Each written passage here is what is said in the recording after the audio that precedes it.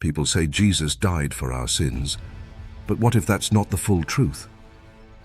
In John 11:48, the religious leaders said, "If we let him go on, everyone will believe in him, and the Romans will take our place and nation."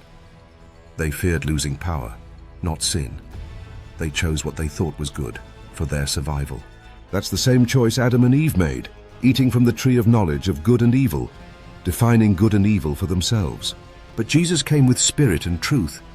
His words exposed their darkness. He was crucified not because God demanded it, but because people rejected his spirit. That's the truth. We can't keep eating from the tree of knowledge. It blinds us. But Jesus gives us light, if we listen. The religious leaders didn't crucify Jesus to fulfill prophecy.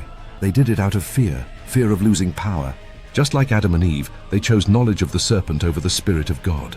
But Jesus spoke the truth, and for that they crucified him.